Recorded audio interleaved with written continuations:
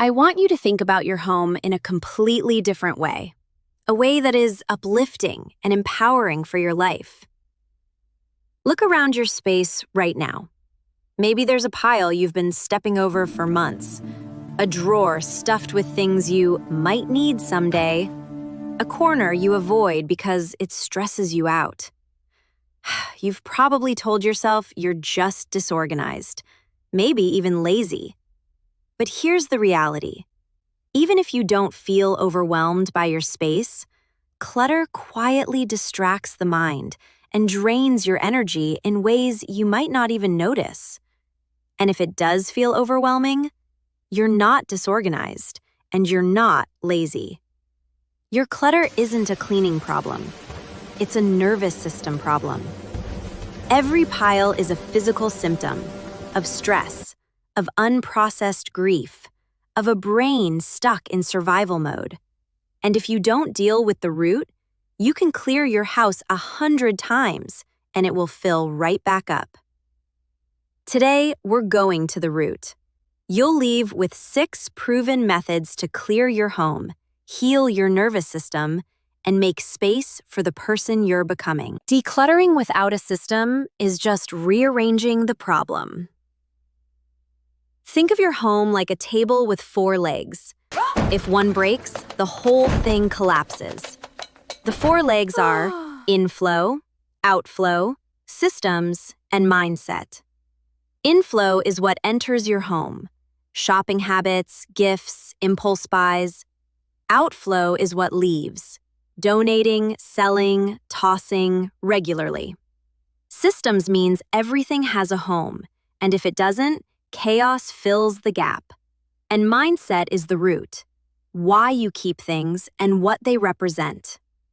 Most people only fix outflow and wonder why the clutter always comes back. There's also a difference between healthy nesting and trauma-driven cluttering. Nesting is beautiful, making your space warm and personal. Trauma-driven cluttering is that same instinct hijacked by fear and scarcity.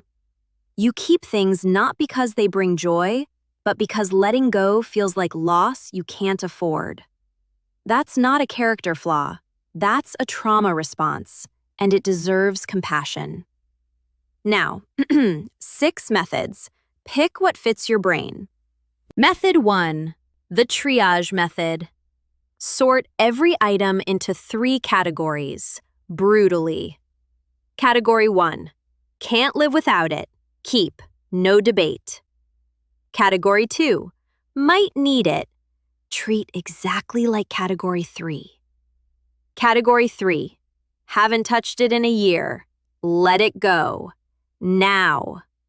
Category 2 is treated exactly like Category 3.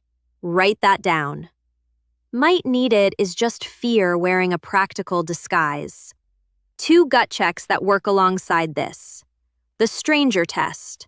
Would a complete stranger understand why you kept it, or would they think you were a hoarder?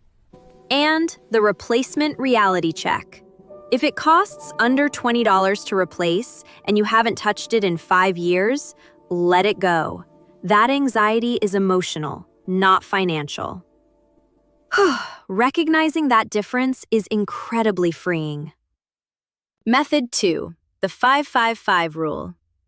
You make roughly 35,000 decisions a day. By the time you're standing in your bedroom holding an old jacket, your brain is fried. That's decision fatigue, and it's why you put everything back. The 5-5-5 rule short-circuits that. For any item you're unsure about, ask 3 questions. Will this matter in 5 minutes? Will this matter in 5 months?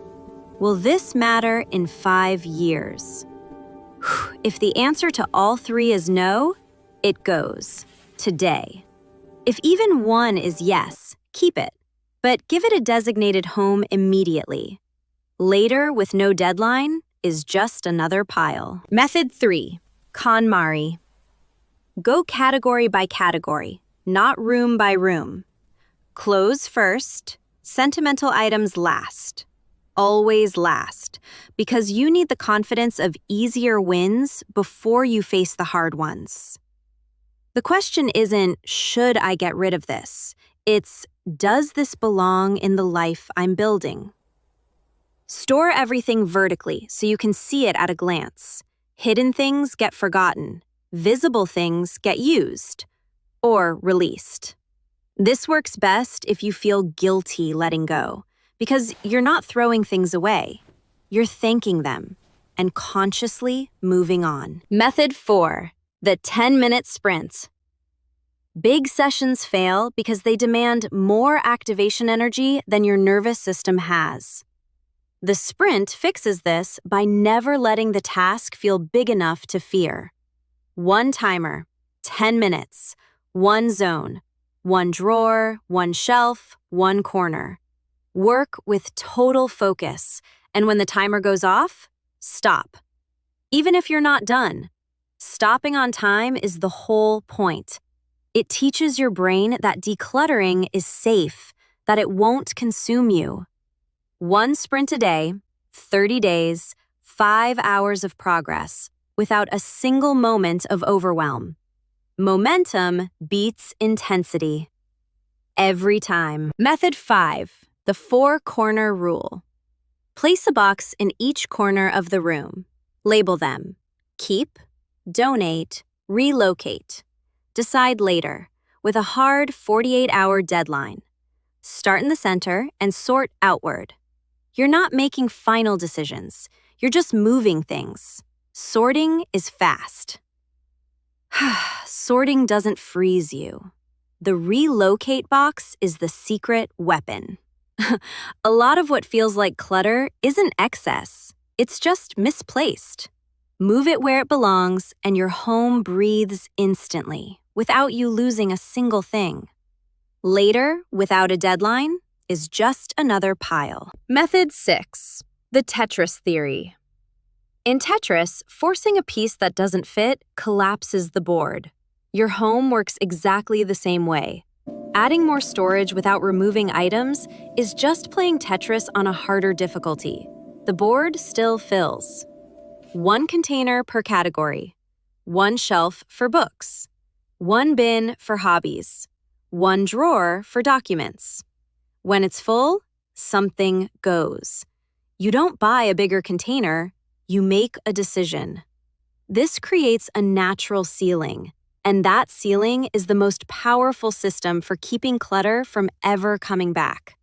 You're not just organizing possessions, you're designing a life that fits. Now the part most videos skip, the emotional work. Stop asking, how can I bear to get rid of this? Start asking, how does keeping this help me become the person I want to be? That shift, from past to future, changes everything. For sentimental items, hold a small completion ceremony. Pick it up. Acknowledge what it gave you. Say thank you. Then consciously release it. This transforms guilt into closure and stops you diving back into the donation bin at midnight. And one more thing. Decluttering isn't just physical, it's relational. Some of you are holding on to people whose presence costs more energy than it gives. Letting go of relationship clutter creates the same space as clearing a room. It makes you available for the right people, the right opportunities, a life that actually fits. That's not cold. That's care. Change is a result of action. Action is a result of a decision. And a decision is just a moment where you choose your future self over your fear. You have 6 methods. Pick one. Start today. When you clear your space, you're sending a message to your nervous system. I am safe now. I don't need to hold on so tightly. There is enough, and I am enough.